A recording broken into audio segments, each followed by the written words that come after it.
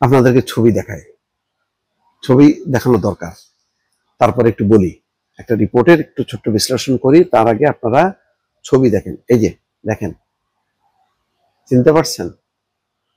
বাংলাদেশ ব্যাংকের সাবেক গভর্নর আতিউর এবং ওই জনতা ব্যাংকের চেয়ারম্যান বারাকাত, এই দুইজন হচ্ছে আসলে বুদ্ধিজীবী চোর। এরা শেখ হাসিনার দোসর। শেখ হাসিনার শাসনের উপর ভর করে এরা টাকা চুরি করছে, টাকা চুরি করতে সহযোগিতা করছে। এই কারণে জনতা ব্যাংকের টাকা আত্মসাৎ আতিউর, বারাকাত সহ 26 জনের বিরুদ্ধে চার্জশিট অনুমোদন করছে দুদক। দুইজনই আছে, কারাগারে আছে, এদের বিচার হওয়া দরকার।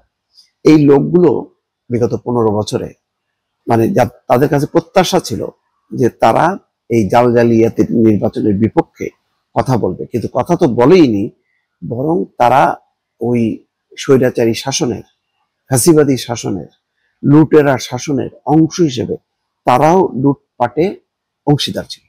আতিউর তো বড় ধরনের ব্লান্ডার করছে, রিজার্ভ চুরি, যে রিজার্ভ চুরির টাকা এখনো বাংলাদেশ ফেরত পায়নি। আর জনতা ব্যাংক তো মোটামুটি পঙ্গু করে ফেলছে বারাকাত। এদের পক্ষে আবার কেউ কেউ আবার মুক্তিও চায়। কি লজ্জার ব্যাপার!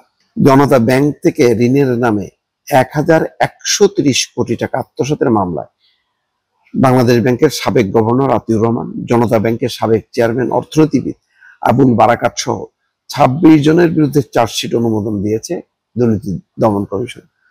সোমবার এই চার্জশিট অনুমোদন দেয়। কি এদের মুখে স্বাধীনতা, মুক্তিযুদ্ধের কি অম্লমধুর মানে কথাবার্তা, এত চমৎকার বাক্য বাণী, আড়ালে ছিল আসলে লুটপাট করা এবং স্বৈরতন্ত্র প্রতিষ্ঠা করা। দুদকের চার্জশিটে বলা হয়েছে, যোগ্যতা না থাকা সত্ত্বেও ভুয়া কাগজপত্রের ভিত্তিতে অ্যানান্টেক্স গ্রুপের 22টি প্রতিষ্ঠানকে শর্ত শিথিল করে ঋণ দেওয়া হয়। তদন্তে বেরিয়ে এসছে ঋণের নামে 531 কোটি 43 লাখ টাকা আত্মসাৎ করা হয়। সুদ আসলে দাঁড়িয়েছে 1130 কোটি 18 লাখ টাকা। চার্জশিটভুক্ত নামীদের মধ্যে রয়েছে অ্যানান্টেক্স গ্রুপের চেয়ারম্যান ইউনুস বাদল, বাংলাদেশ ব্যাংকের ডেপুটি গভর্নর আবু হেনা মোহাম্মদ রাজি, সাবেক নির্বাহী পরিচালক নওশাদ আলী চৌধুরী, জনতা ব্যাংকের সাবেক পরিচালক জামাল উদ্দিন আহমেদ সহ মোট 26 জন। এর আগে চলতি বছরের 22শে ফেব্রুয়ারি 297 কোটি টাকা আত্মসাতের অভিযোগে এই মামলাটি করে দুদক। সেই মামলায় অর্থনীতিবিদ আবুল বারাকাতকে গ্রেপ্তার করে রিমান্ডে নেওয়া হয়েছে। আতাউর কি নেই নাকি, পালা গেছে নাকি? এদের কোনো লজ্জা শরম নেই, এরা পালাইতে পারে। পালানোর পর যদি কোনো ক্রমে মানে শেখ হাসিনা যদি বা তার দল আগামী 5 বছর পরে হোক, 10 বছর পরে হোক, 20 বছর পরে হোক, আর এরা যদি বেঁচে থাকে, মরে গেলেও এদের হলো বীরত্তম খেতাব দেওয়া হবে।